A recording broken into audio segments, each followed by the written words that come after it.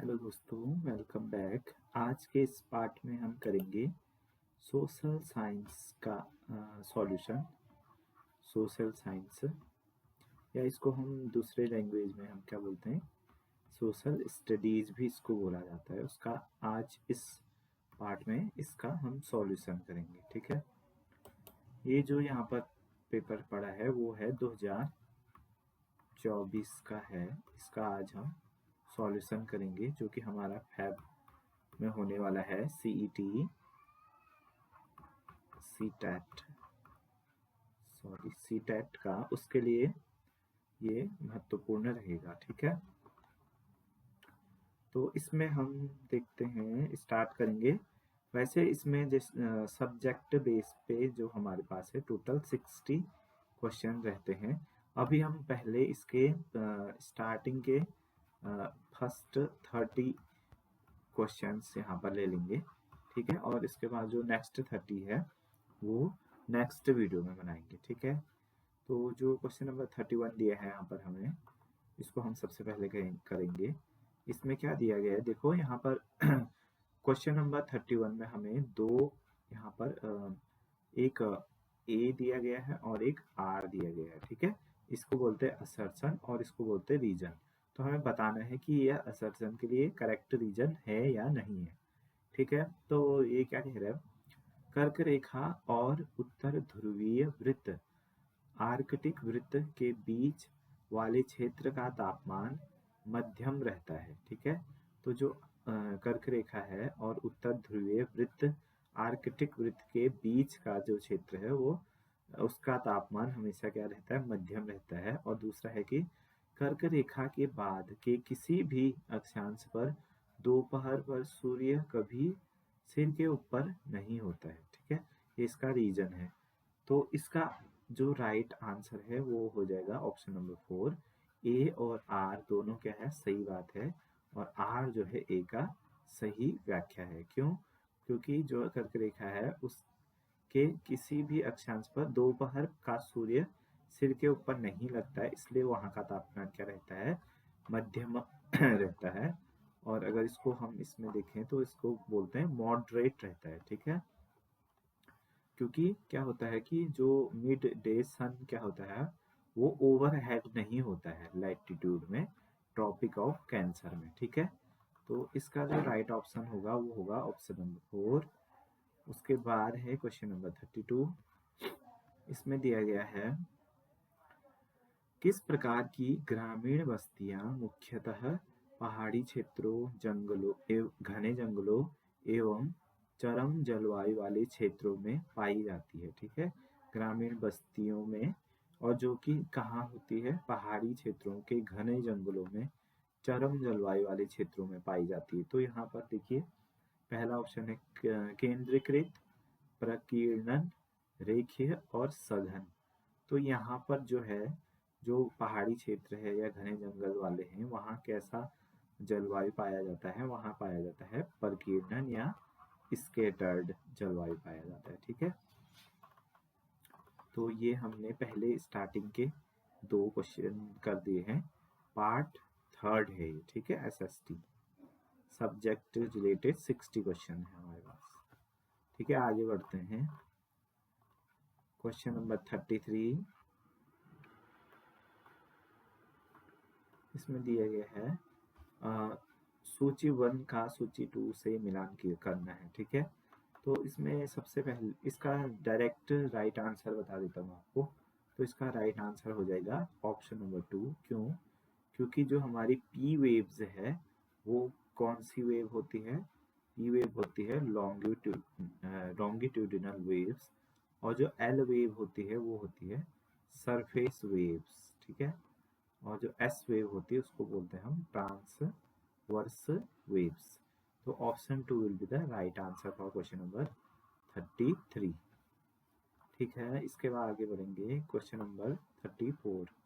तो इसमें बताया गया है, भूगोल कक्षा में निम्नलिखित में से किन अवधारणाओं को मानचित्र पर चित्रित किया जा सकता है। ठीक है, तो भूगोल की एक क्लास है, उसमें कौन से ऐसे अवधारणाएं हैं जिनको हम मानचित्र पे दिखा सकते हैं। ठीक है, मैप बना के। तो इसमें पहला है विश्व के सागरीय बेसन, हम दिखा सकते हैं इसको। उसके बाद है जिब्राल्टर संधि या खाड़ी दिखा सकते हैं। दिल्ली का वायुमंडल, इसको हम नहीं दिखा सकते हैं। और जुलाई माह में वर्षा, इसको भी दिखाया जा सकता है। तो राइट ऑप्शन हो जाएगा ऑप्शन नंबर 2, ए, बी और डी। ठीक है, इसके बाद आगे बढ़ेंगे। क्वेश्चन नंबर 35, निम्नलिखित में कौन सा कथन स्थल मंडल के बारे में सही है? यह चट्टानों व खनिजों से बना होता है, मिट्टी की मोटी परत से ढका होता है, यह विभिन्न स्थलाकृतियों वाला समधरातल होता है, यह हमें वन, पशुओं को चरने के लिए घास स्थल, कृषि मानव बस्तियों के लिए भूमि प्रदान करता है। तो स्थल मंडल तो वही होता है जहाँ वन होते हैं, पशुओं के चरने के लिए घास के मैदान, कृषि और मानव बस्तियों के लिए भूमि होता है। ठीक है, तो option 3 will be the right answer, इसका हो जाएगा क्वेश्चन नंबर 35 का। ठीक है, इसके बाद बढ़ेंगे क्वेश्चन नंबर 36 में।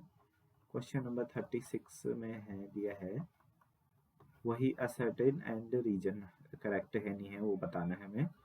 गर्म वायु हमेशा ऊपर उठती है, ये बात सही है। गर्म जब हवा होती है तो ऊपर उठती है। उदाहरण के लिए देखिए, जो हमारे पास आपने देखा होगा बलून्स वगैरह होते हैं जिनमें हवा, या तो दिवाली के लिए या तो फिर वैसे नॉर्मली जो पहले बलून्स हुआ करते थे जिसमें एक छोटी सी बास्केट होती थी, इसके अंदर लोग जाते थे।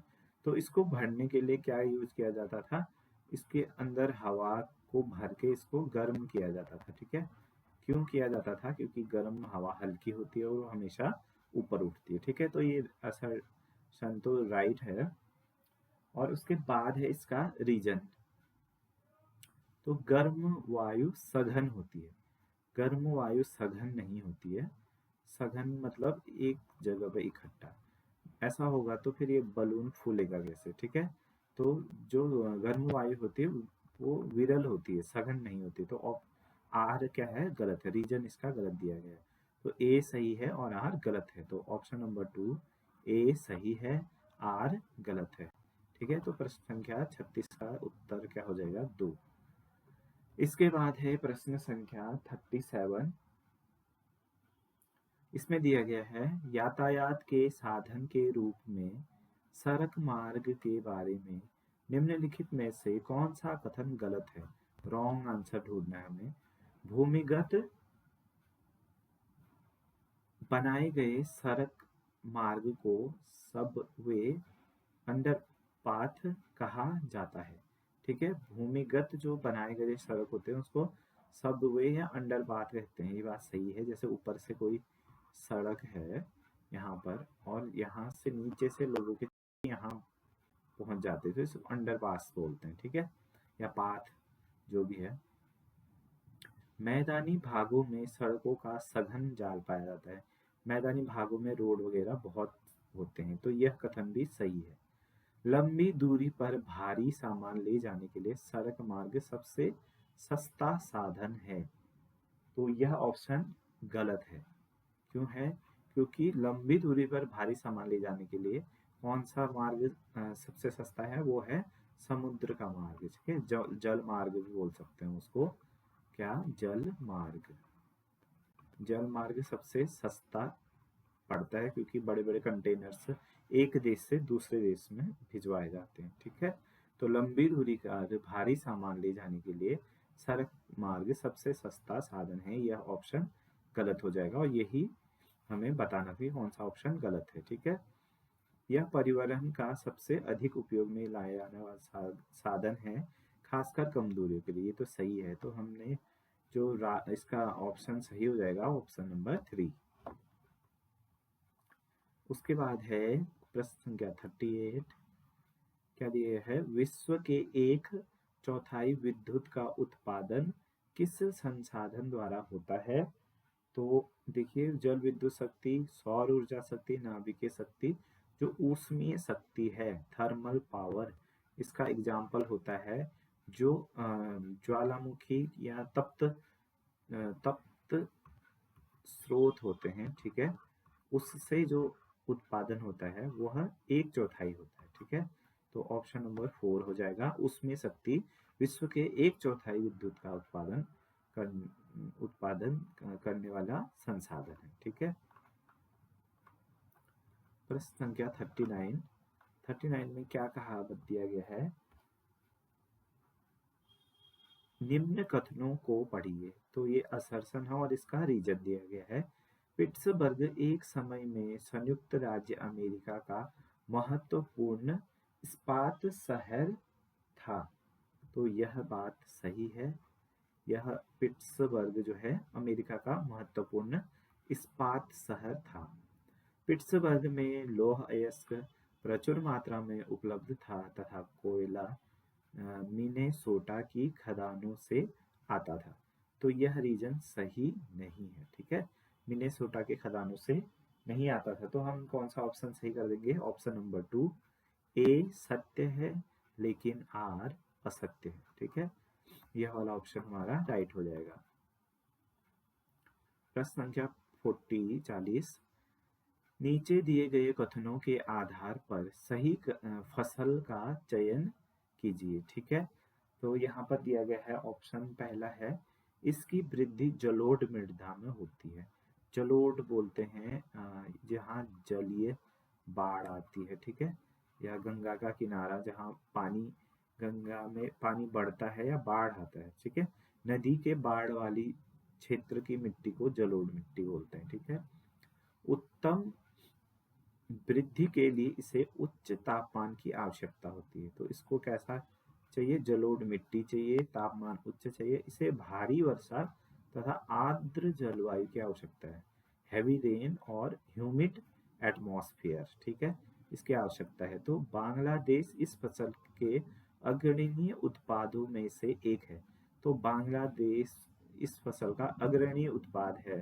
तो यहाँ पर जो ऑप्शन है देखिए, गेहूं तो जाड़ों में होती है, मक्का गर्मियों में होता है, बट इतना हाई टेम्परेचर भी नहीं चाहिए होता है इसके लिए। धान वो रह गए, धान और जूट है।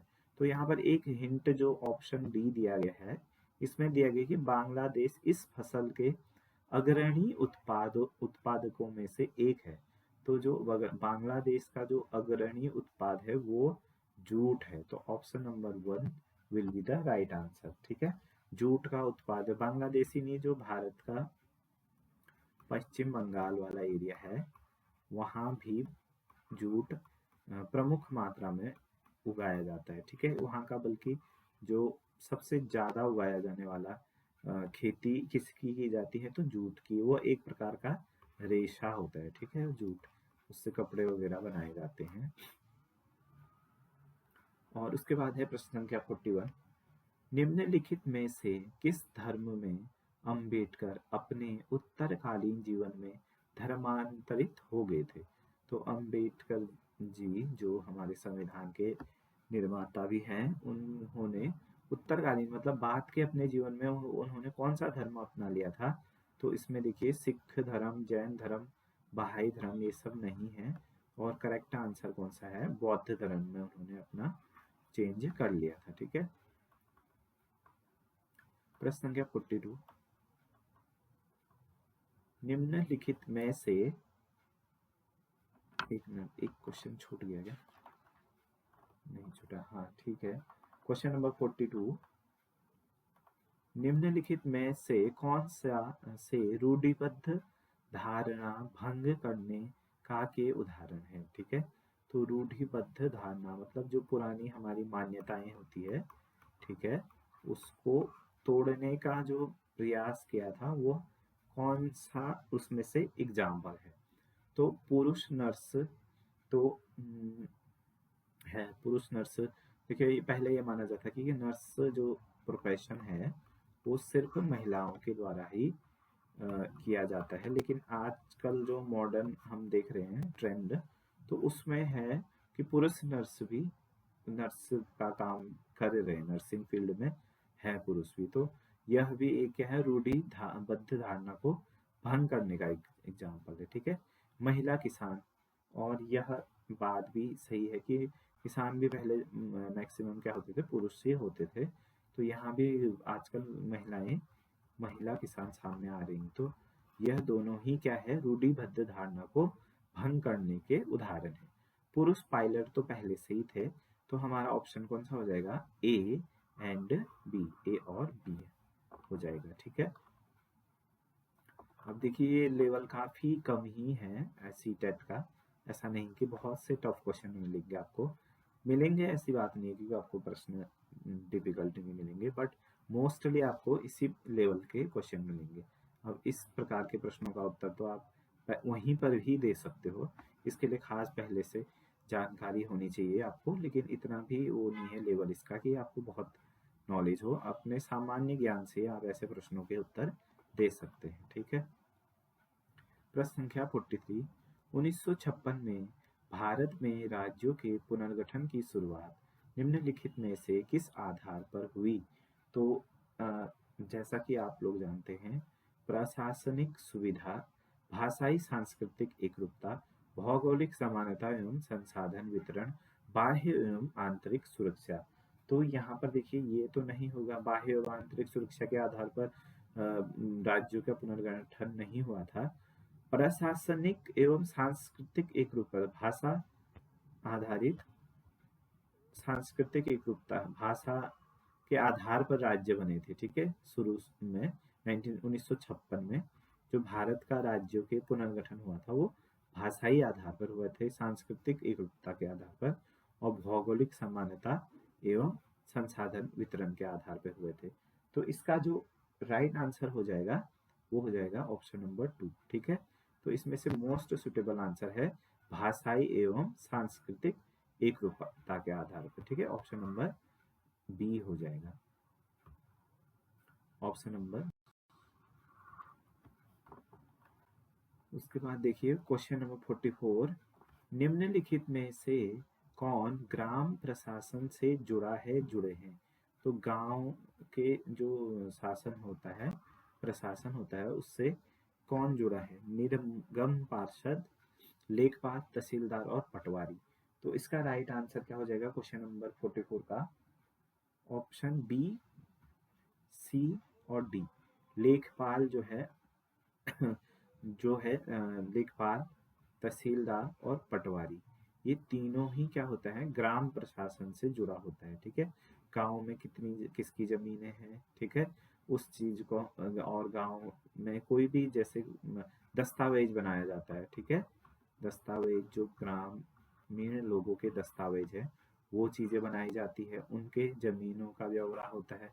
ठीक है, उनकी संपत्ति भी बोल सकते हैं, और गांव की संपत्ति का भी इसमें ब्यौरा होता है। ठीक है, और गांव में जो भी अधिकार क्षेत्र है उसके बारे में ये चीजें जानकारी होती है। तो ग्राम सभा के प्रशासन से कौन कौन जुड़े होते हैं?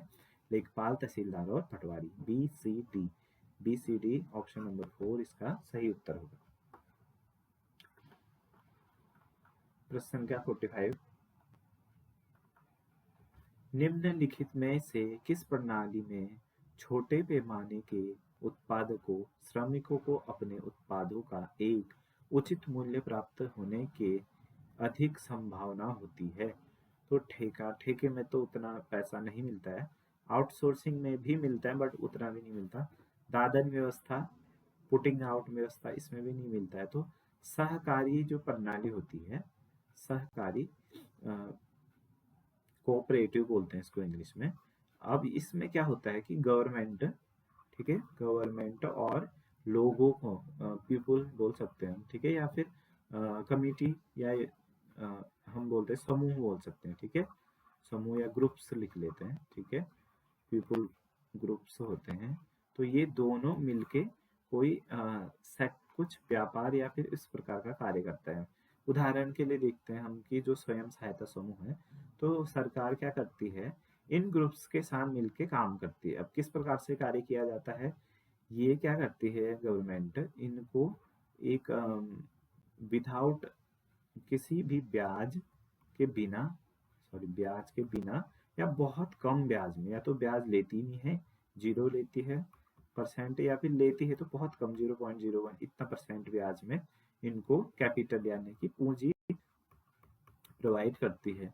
और ये क्या करते हैं, उस पूंजी से छोटा सा लघु उद्योग यहाँ पर लगाते हैं, जैसे अचार पापड़ या फिर जो भी उनका वहाँ पर रीजन में बिजनेस अवेलेबल है उसका बिजनेस लगाते हैं। फिर क्या होता है, जो भी प्रॉफिट होता है उस प्रॉफिट का दो हिस्सा कर दे दिया जाता है, और एक हिस्सा ये सेल्फ हेल्प ग्रुप अपने पास रख लेती है, और जो दूसरा हिस्सा है उसका कुछ जो वो है वो ब्याज के रूप में गवर्नमेंट को वापस कर देती है। ठीक है, तो ये दोनों के लिए ही विन विन सिचुएशन होता है, और इस प्रक्रिया को हम बोलते हैं सहकारी। ठीक है, प्रश्न संख्या 46 इसमें दिया गया है, शहरी आजीविका के संदर्भ में निम्नलिखित में से कौन सा से कथन सत्य है? शहरी क्षेत्रों में रेहड़ी पटरी वालों को अपनी आजीविका कमाने का अधिकार नहीं है, क्योंकि उनका गैर कानूनी गतिविधियों में संलिप्त होना माना जाता है। ऐसी यह कथन सत्य नहीं है। ठीक है, उनको भी कमाने का अधिकार है, बट ये है कि उनको कब वहां पर मना किया जाता है, जब बहुत अव्यवस्था मच जाती है। मान लिया जाए कहीं पर भीड़ भाड़ का इलाका है और बिल्कुल पीपल के लिए चलने के लिए भी जगह नहीं होती, तो उनको बोला जाता है कि थोड़ा सा आप इसको साइड में कर दीजिए, लेकिन उनको आजीविका कमाने का पूरा अधिकार है। ठीक है, तो बी क्या है, यह नगर पालिका शहर की पंचायत यह निर्धारित करती है कि शहरी क्षेत्रों में सप्ताह के किस दिन बाजार बंद रहेगा। ये बात सही है। ठीक है, बाजार बंद करने का जो निर्णय होता है वो नगर पालिका या शहर की पंचायत लेती है।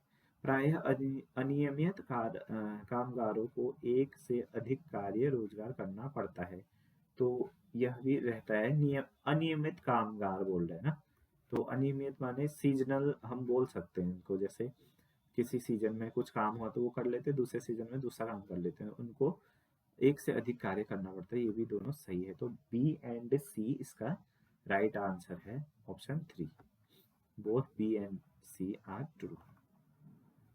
प्रश्न संख्या 47, एक राजनीतिक दल का बहुमत हासिल करना तब कहा जा सकता है जब वह डॉट डॉट जीत जाता है।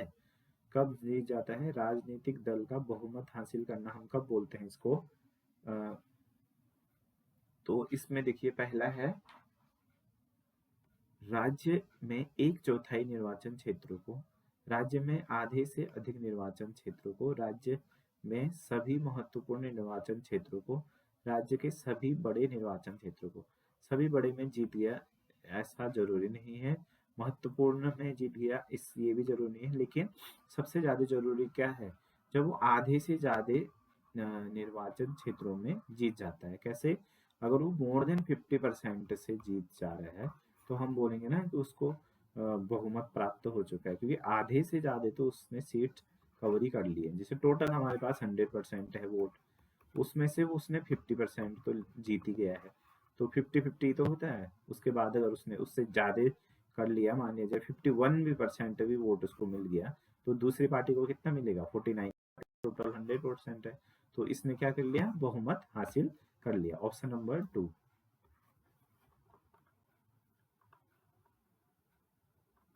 क्वेश्चन नंबर 48, निम्नलिखित में से कौन से कथन रूढ़िबद्ध धारणा को इंगित करते हैं? ठीक है, रूढ़ि मतलब पुराने ख्यालों विचारों को इंगित करते हैं। तो यहाँ पर है, पहला है, एक अभिभावक अपने बच्चे से कहता है मत रो तू एक लड़का है। ठीक है, तो उसको रूढ़िबद्ध मतलब जो एक सोच है समाज में कि लड़के नहीं रोते हैं, तो उस धारणा को इंगित कर रहे हैं, तो ये सही है। ठीक है, और दूसरा है, शहरों में लोग केवल पैसे के बारे में ध्यान रखते हैं, लोगों के बारे में नहीं। यह भी एक रूढ़िवादिता है। ठीक है, जरूरी नहीं कि सभी ऐसे ही हो, मैक्सिमम लोग ऐसे होते हैं आप कह सकते हो, बट केवल पैसे के बारे में ही ध्यान देते हैं ऐसा नहीं है, सामाजिक ताने बाने भी होते हैं इसके अलावा।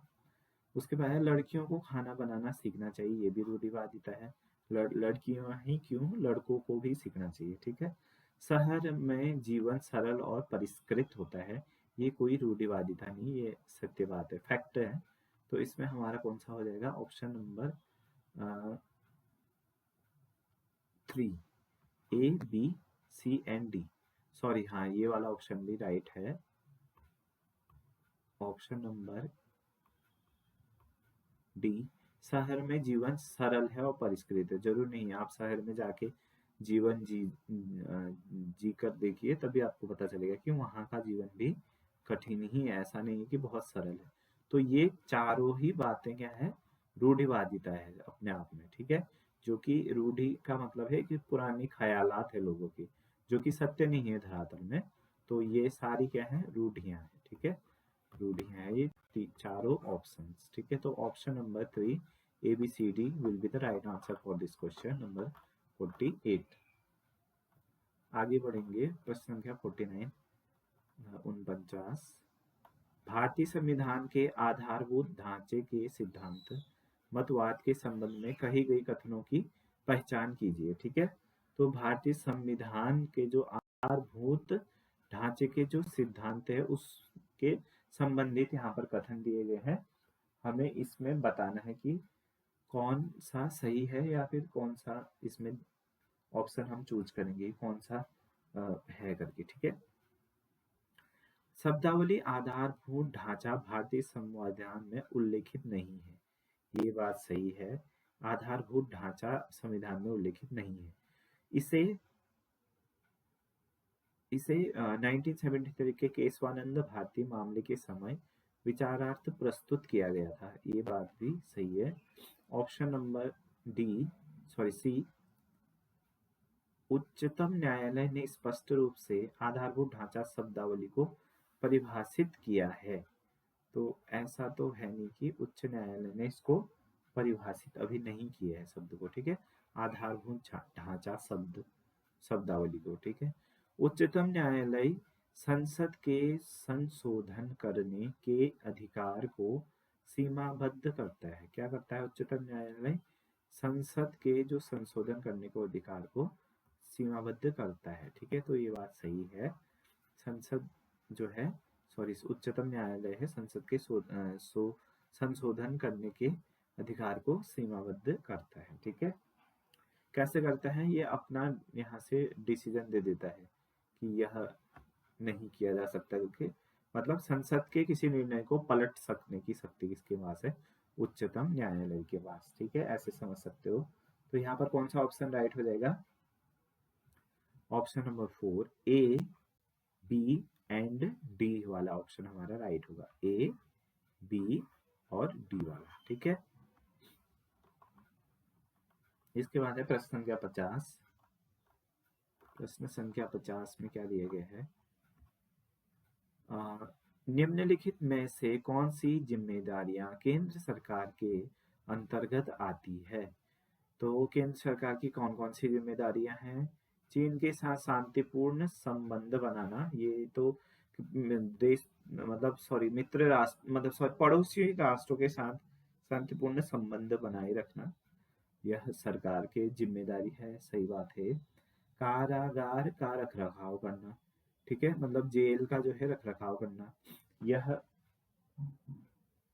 यह है केंद्र सरकार के जिम्मेदारी के अंतर्गत नहीं आता है, ठीक है।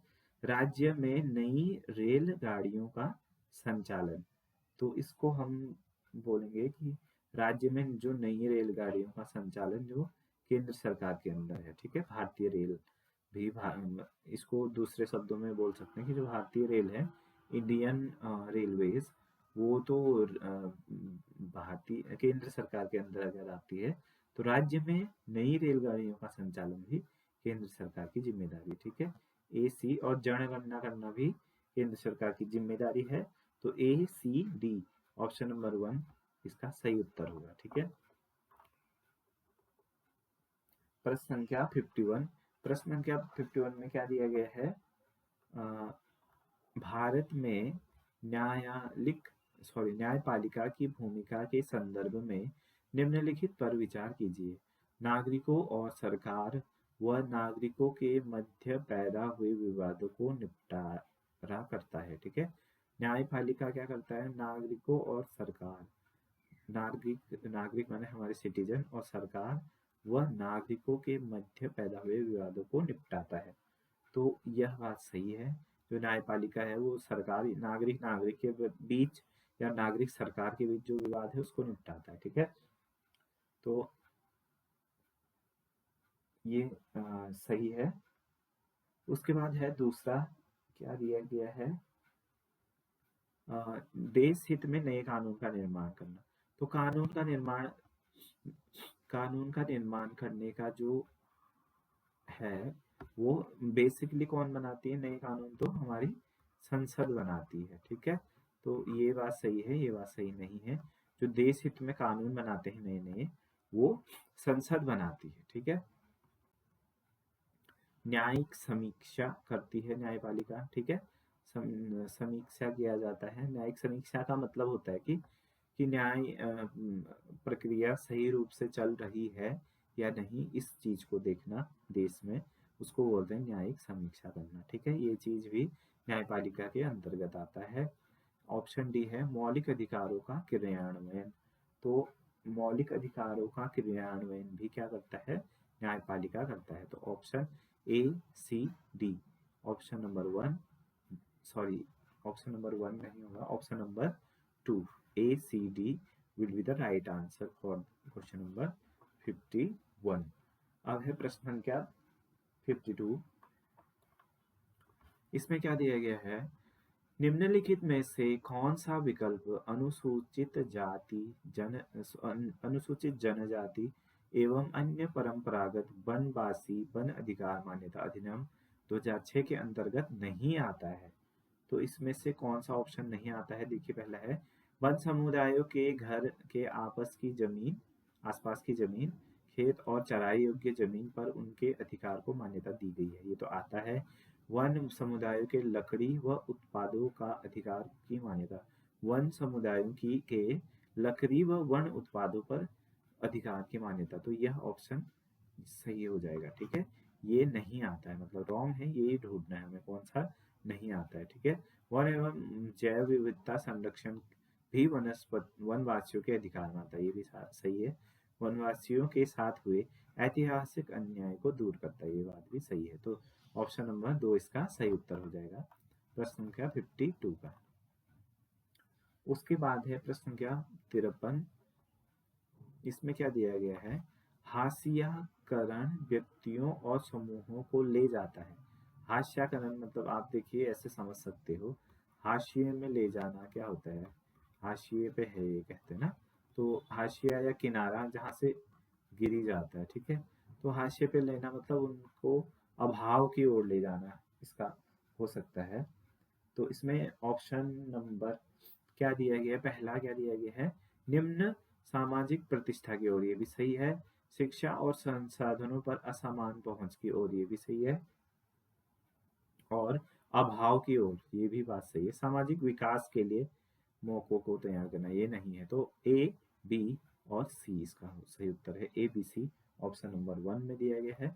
हाशिए पे ले जाना मतलब उनको कमजोर करना या फिर उनको खत्म करने की ओर, उनका प्रतिष्ठा नीचे हो जाए, इस प्रकार से हम समझ सकते हैं। ठीक है, हाशिए पे है वो जाति या जनजाति बोलते हैं ना, किसी डॉक्यूमेंट्री में आप ऐसे समझ सकते हैं। तो इस प्रकार के सरल प्रश्न भी पूछे जाते हैं जो कि आपने गलत करके नहीं आने हैं। ठीक है, प्रश्न संख्या 54। इसमें देखिए वही दिया है, कथन कारण वाला है ये टाइप, इस टाइप को बोलते हैं कथन कारण। इसमें हमें दोनों को देखना पड़ता है कि कथन सही है या नहीं है और कारण सही है नहीं, और यह कथन सही कारण दिया, इस कथन के लिए सही कारण है या नहीं ये बताना होता है। ठीक है, तो पहला है सामाजिक विज्ञान के शिक्षकों को प्राथमिक स्तर की कक्षाओं में अंतर विषयी उपागम का उपयोग करना चाहिए। मतलब एक ही विषय नहीं, उसके अलावा अंतर विषयी, मतलब जैसे सामाजिक है तो उसमें भूगोल भी है, इतिहास भी है, नागरिक शास्त्र भी है। ठीक है, तो हर विषय का उपागम लेना चाहिए उनको प्राथमिक स्तर में। ऐसा नहीं है जैसे बड़ी कक्षाओं में तो इतिहास अलग, भूगोल अलग, सभी विषय अलग पढ़ाए जाते हैं, पर छोटे कक्षाओं में या प्राथमिक स्तर में क्या करना चाहिए, अंतर विषय उपागम का उपयोग करना चाहिए, यह तो सही है। ठीक है, और उसके बाद है यह उपागम बच्चों को सामाजिक विज्ञान की एकीकृत प्रकृति को समझने में मदद देता है। ठीक है, यह इससे क्या होता है कि बच्चों को पता चलता है कि सामाजिक विज्ञान के अंदर क्या क्या चीज है। ठीक है, मेन विषय तो सामाजिक है, उसके अंदर इतिहास भी है, भूगोल भी है, नागरिक शास्त्र भी है और पॉलिटी, ठीक है, नागरिक शास्त्र उसी को बोलते हैं शायद। तो ये चीजें क्या करती हैं, बच्चे को यह को सामाजिक विज्ञान की एकीकृत प्रकृति को समझने में मदद करती। तो इसमें क्या हो जाएगा, ऑप्शन नंबर 4 हो जाएगा इसका राइट आंसर। क्या है, ए और आर दोनों सत्य है। ठीक है, दोनों सत्य है तथा ए आर की सही व्याख्या है। ठीक है, इसके बाद है प्रश्न संख्या 55। एक सामाजिक अध्ययन के शिक्षक को कक्षा में समसामयिक मामलों पर चर्चा करनी चाहिए। समसामयिक मामला होता है कि जो आजकल हमारे करंट में चल रहे हैं, ठीक है, हमारे उसमें चल रहे हैं, उसको बोलते हैं समसामयिक, बोलते हैं करंट अफेयर भी बोल सकते हैं इसको। ठीक है, करंट में जो इंसिडेंट हो रहे हैं या फिर जो घटनाएं वर्तमान समय में हो रही है उसको बोलते हैं समसामयिक घटनाएं। ठीक है, क्यों बताना चाहिए, क्योंकि पहला है, यह विद्यार्थियों को समाज देश के मामलों के प्रति संवेदनशील बनाने में सहायता करता है। ये बात सही है। ठीक है, इससे बता दें देश दुनिया में क्या चल रहा है करके। यह विद्यार्थियों की आलोचनात्मक चिंतन संबंधी क्षमताओं को विकसित करता है। ये बात भी सही है। उसके बाद है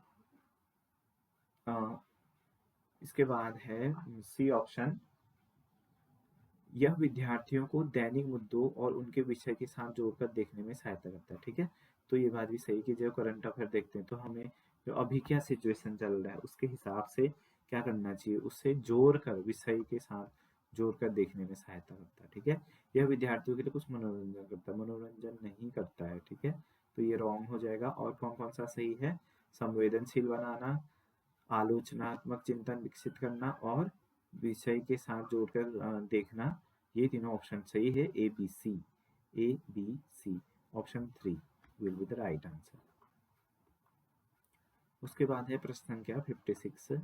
इसमें भी वही कथन दिया गया है, कारण दिया गया है, हमें बताना है कि यह कथन इसका कारण है या नहीं है। ठीक है, तो क्या दिया गया है, पहला है कथन, अवधारणा मानचित्रण एक ऐसी प्रविधि है जिसके द्वारा शिक्षक नई अवधारणाओं को पूर्व अर्जित की गई अवधारणाओं से समावेशित करके विषय वस्तु को सरल व सहज बना सकता है। ठीक है, मानचित्रीकरण करना अवधि का ऐसी प्रवृत्ति, ऐसी विधि है जिसके द्वारा शिक्षक क्या कर सकता है, नई अवधारणाओं को पूर्व अर्जित अवधारणाओं के साथ जोड़ सकता है। समावेशित करना मतलब जोड़ सकता है। ठीक है, दूसरा है अवधारणा, सॉरी ये सही दिया गया है।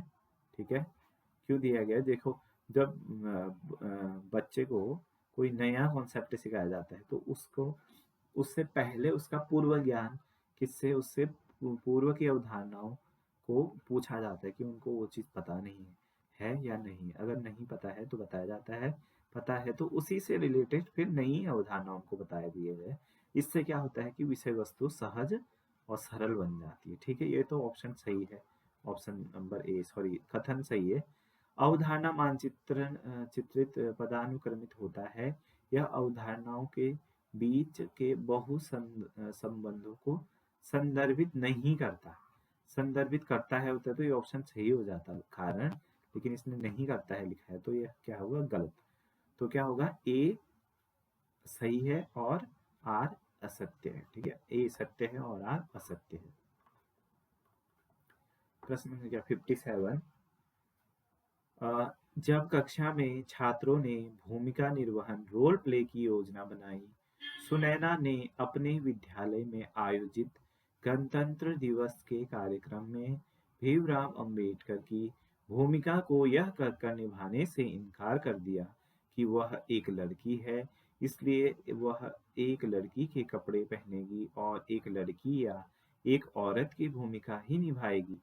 उसके इस व्यवहार का कारण प्रतिबिंबित करता है। उसने ऐसा व्यवहार क्यों किया, किस चीज को बताता है, लैंगिक समानता, जातिगत भेदभाव, लैंगिक रूढ़िबद्ध धारणा, लैंगिक भेदभाव, भेदभाव नहीं कर रही है वो, लैंगिक समानता भी नहीं दिखा रही है, जाति के आधार पर भेदभाव भी नहीं कर रही है, लेकिन वो क्या कर रही है, लैंगिक रूढ़िबद्ध धारणा, उसके दिमाग में लैंगिक से यह रूढ़िबद्ध है, मतलब ऐसी धारणा है कि लड़के का रोल है तो वो सिर्फ लड़का ही कर सकता है, लड़की नहीं कर सकती। उसके दिमाग में ऐसी लैंगिक रूढ़िबद्ध धारणा बैठी हुई है, इसलिए सोचती, क्योंकि कोई भी करेक्टर है वो कोई भी प्ले कर सकता है, लड़की या लड़का। जैसे मोस्टली कल्चरल प्रोग्राम्स में आपने देखा होगा कि जब यहाँ पर डांसिंग पेयर बनते हैं तो कुछ लड़कियां कुछ क्या करती हैं, कुछ लड़के बन जाते हैं और कुछ लड़कियां लड़कियां मतलब कुछ लड़कियों का पार्ट्स बनती है और कुछ लड़कियां लड़के बन जाते हैं। तो इससे क्या होता है, ऐसा नहीं है कि वो दूसरे कैरेक्टर को प्ले नहीं कर सकती, तो यहाँ पर केवल नाटक चल रहा है, प्ले चल रहा है, तो वो बोल रही कि मैं नहीं कर सकती। तो उस यह किस बात को प्रतिबिंबित करता है, लैंगिक रूढ़िबद्ध धारणा को। ठीक है, आगे बढ़ेंगे। प्रश्न संख्या 58। एक समावेशी सामाजिक विज्ञान की कक्षा में सभी प्रकार के बच्चों का नामांकन होता है, इसलिए एक शिक्षक का कर्तव्य है। तो शिक्षक का क्या कर्तव्य है, अ, इसका आकलन करना कि बच्चे क्या कर सकते हो क्या नहीं, ऐसी अधिगम रणनीतियों की योजना बनाएं जिसमें सभी विद्यार्थी भागीदारी करें। ठीक है, सभी का कंट्रीब्यूशन होना चाहिए, भागीदारी, सभी की सकल भागीदारी। ठीक है, इस पे बहुत ध्यान दिया जाता है। दूसरा, बच्चों के अनुभव, उनकी आवाज, उनकी सहभागिता और अपने स्वयं के नियंत्रण में रखना। ठीक है, ऐसा नहीं कि आप उनको बहुत ज्यादा नियंत्रित कर रहे हो, उनमें क्या होना चाहिए, स्वयं का नियंत्रण होना चाहिए, सेल्फ कंट्रोल। तो ये बात भी सही है। ठीक है, परियोजनाओं और दत्त कार्यों हेतु गतिविधियों के चयन के लिए छात्रों की स्वतंत्रता को प्रतिबंध करना, मतलब स्वतंत्रता को हम रोक दे रहे हैं, तो ये ऑप्शन नहीं होगा।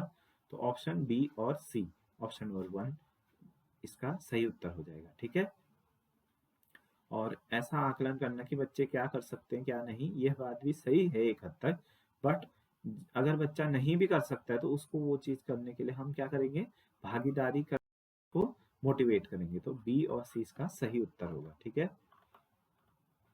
प्रश्न संख्या 59।